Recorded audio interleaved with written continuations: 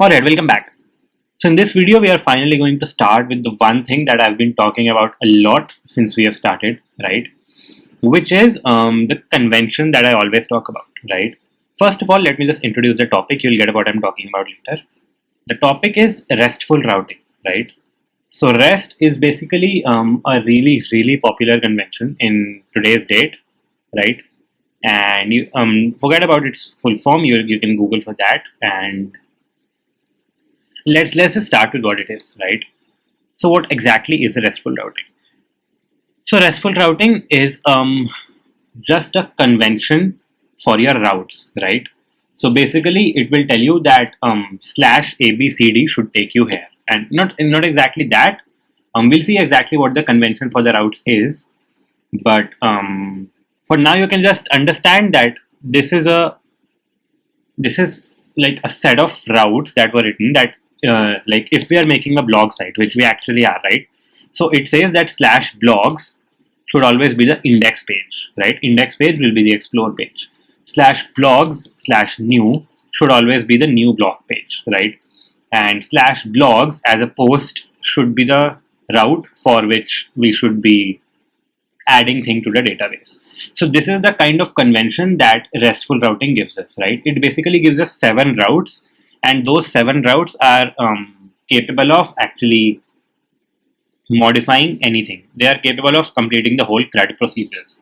And if we don't have very unique features in something, like if you don't have, let's say, a like feature in a blog, right? A like feature would require a separate route.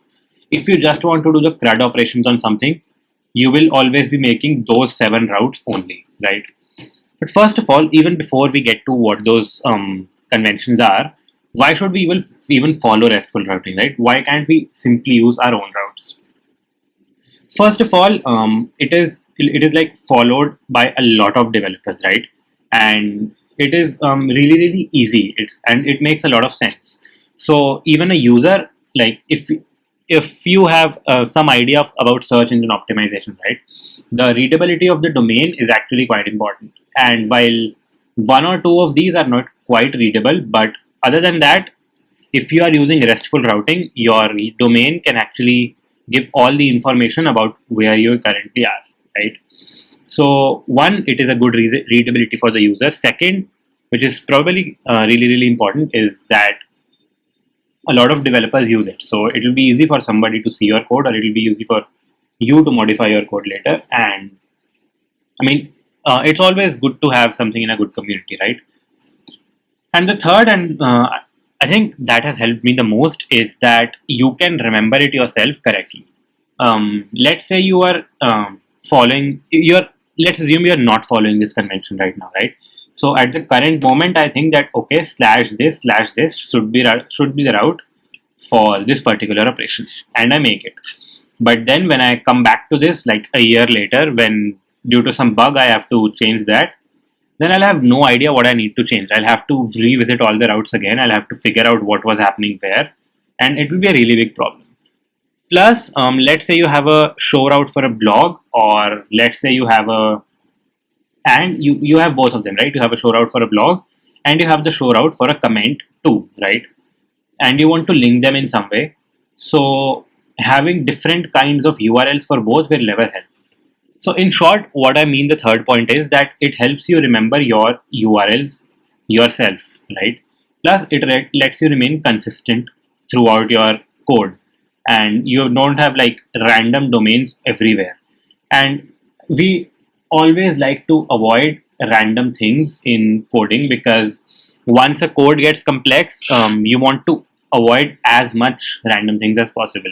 Otherwise, you'll be just messing around with things, and whatever you've made will also go out, right? So that's basically why we would use RESTful routing, right? And I personally use it in everything that I make, and I suggest that you do too. And you'll see its use when you actually make it. So now let's get to the actual convention, right? Let's get to the 7 routes that we need to see. So these are basically the 7 routes that we have. So let's start with them one by one. So first is the index route, and everything in this table is important. The route name is important, the route URL is important, the HTTP verb is important, and the description is also important, right? And this, luckily, this image that I've taken from Google is for blogs only, and we are dealing with blogs only. So this will actually help us like understand it in respect to Blogify too, right? So first of all, this route name is index. The first route is index, right? And the URL is /blogs. Now, if you remember in Blogify, we have /blogs where we're visiting the index.html. So we are already following the. Just to tell you, everything we've followed in Blogify until now is completely according to RESTful routing, and hence that's really good. So the index route is /blogs, and before we see this get, let's see what the description is. Display a list of all blogs, which is what we are doing on /blogs, right? So you will have a URL of /blogs, and this will be the function that you will be doing in there. This will be the name of the route, which is most of the times the name of your HTML, CSS, and JavaScript files too, right?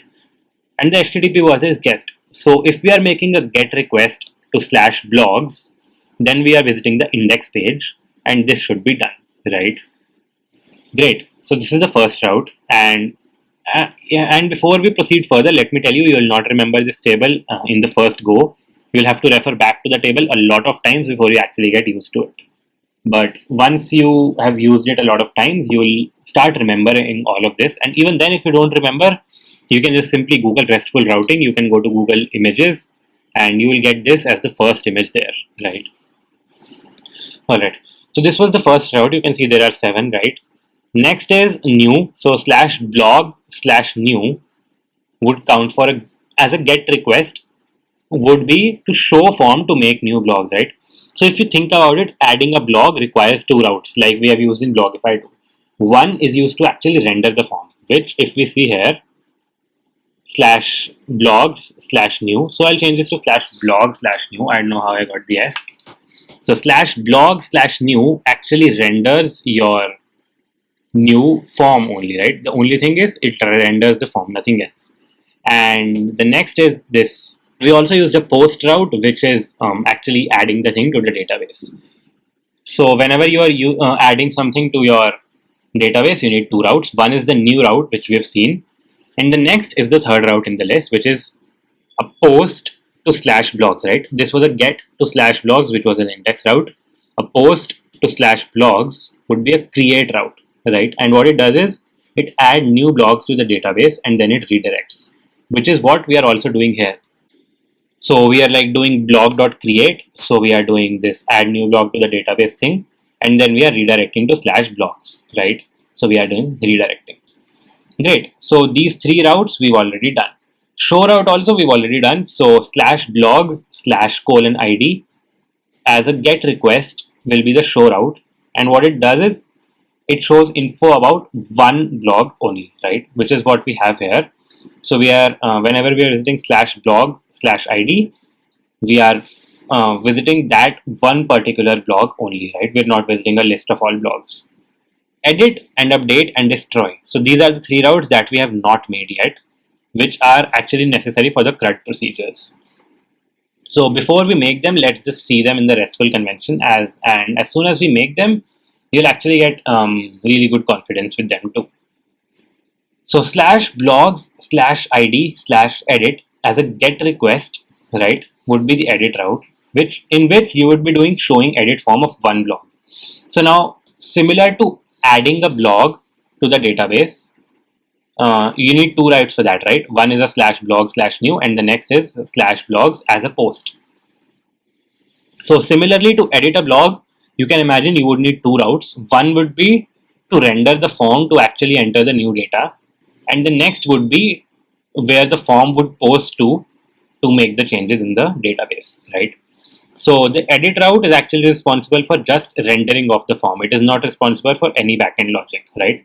So show edit form of one blog is /blogs/id/edit as a get request, right?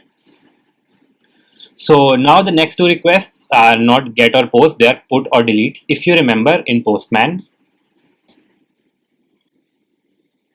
when we visited this, we had a list of HTTP verbs, right? So get and post we had already seen. Put and delete I'd said that we'll see later. So that we'll see when we're updating or deleting, right? But for now, we can see that if we call /blogs/:id as a put request, that is the update route which is used for updating a particular blog, then redirecting. So if you think about it, this edit route is similar to this new route. Basically, both of them are just rendering your forms, right? And this update route is similar to the create route. This is adding the blog to the database, and this is updating the blog in the database. This is only backend logic, no front end, right? And then this is redirecting to some other page. Destroy, as the name suggests, this is the route for deleting a particular blog and then redirecting. So that is a delete request to /blogs/:id. So you'll see that a lot of the routes here have actually the same URL. But you'll notice that this and this have the same URL, but the HTTP verb is definitely different. So you will not have the same URL and same HTTP verb for two routes, but you can have the same URL, right? These two have the same URL, but they are different HTTP verbs. So I know this might be very overwhelming and very confusing at this point of time, because you might be thinking that this will actually take a lot of your effort in actually thinking what the route should be, right? But one thing that I can say is that, of course, this will take effort, but effort will be worth it. And in the end, when you remember, RESTful routing will come in really handy to you, right? And if you have not understood any of these and you have like some confusion, then don't worry. These all we've already made, right? So these I think should be clear. We'll just review them in the end of this video. Don't worry about that. And these three, as we'll build, right, I'll tell you that, okay, this is the RESTful, and I'll revisit this table yet again. And then I'll verify that, okay, we are using the RESTful route here. So now we've already made these four. So let's verify that we have done them correctly. So it says as a GET request to /blogs should be the index route, and it should display a list of all blogs. So let's see where we have a GET request to /blogs in our code. Here's the GET request that I'm talking about. This is, as you can see, this is a GET to /blogs, right? And what we're doing here is we're finding all the blogs and then we are rendering them to a page, which is the index.ejs, which, if you remember, was this, right? We were just printing everything out. So this, according to the RESTful routes, is completely correct. A new is /blogs/blog/new, right? So we can see a GET request to /blog/new renders the new form, right? Great.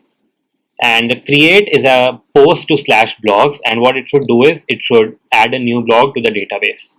If we go here, a post to /blogs is adding a new blog to the database, and then it is redirecting to /blogs, right? Excellent. And the show is /blogs/:id as a GET request, and it should show info about one blog, which is doing /blogs/:id as a GET request is finding one blog, and then it is rendering the show page to display that blog, right? So these four, we followed the RESTful convention perfectly. Great. So that was basically all about the convention that I had been saying about all the time. And now when we build this edit, update, and destroy route later on, we'll keep this in mind, and I'll revisit this whenever we are doing that. Great.